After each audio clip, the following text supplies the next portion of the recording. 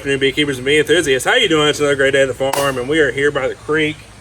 It's a hot day outside, but we thought we were going to come at you with basically 3 steps of how you can improve efficiency in your apiary, whether you're a natural beekeeper or a traditional beekeeper.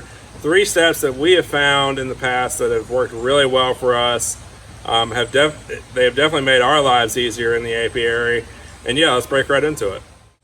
So when we're talking about improving efficiency in the apiary, we have 3 steps, and our first step is disturb the bees as little as possible. Seriously, how often are you going into your beehives? Are you going in every week? Are you going in every 2 weeks?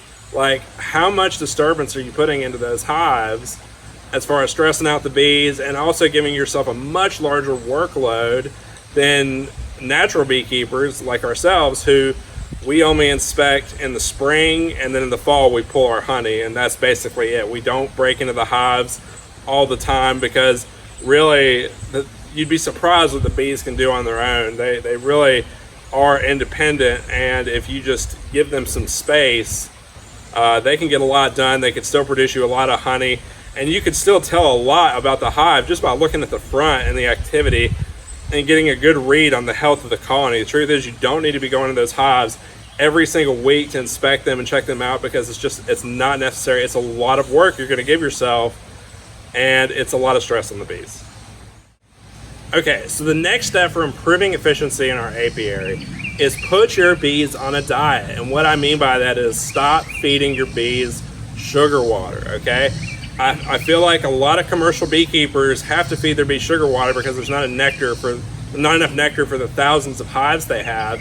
But hobbyist beekeepers, I mean, we really don't need to be feeding our bees sugar water all the time, and you would be shocked at how well they can do on their own. Now, I'm not saying bees won't starve sometimes, they will, but the truth is if you have genetics in your apiary where a bee colony cannot produce the food that they require for the winter, and the genetics are weaker, and unfortunately if they can't do it on their own, then they're bound to perish at some point anyway. The truth is a healthy colony should be able to provide enough food for themselves and get away with it. So we don't feed our bees sugar water at all. The only time we will ever feed is if maybe it's getting close to the fall and a bee colony just has no stored honey, so we might feed them a little bit of honey. And that's basically it. We do not feed in intervals during the season or anything like that. Like, we just feed them a little bit of honey, but honestly, we rarely do that. So we really just hardly ever feed our bees. And you'd be shocked at how much work you can save yourself by not feeding all your colonies a bunch of sugar water or whatever you want to feed them, and just letting them do things on their own.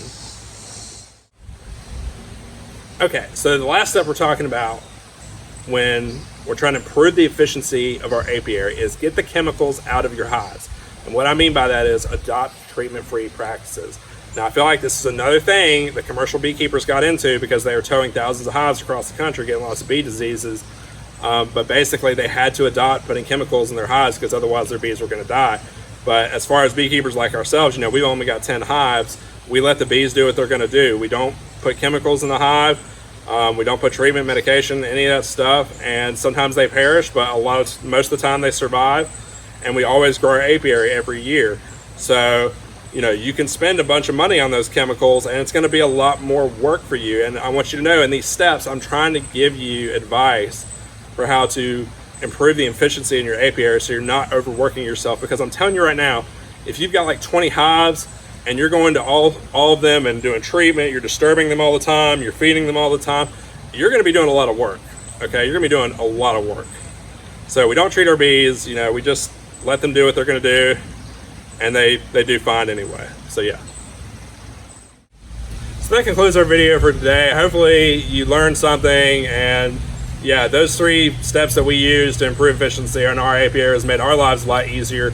We've done things the old school way where we do constant inspections, we always feed sugar water, and we use chemicals. We've tried that stuff, and it was a tremendous amount of work, and it didn't even make our apiary better. In fact, just about all of our hives would die all the time we use those practices. Whereas now we're using a natural approach, and we have success every year, so our bees do really good. So we hope you enjoyed that, and until next time, we'll see you soon.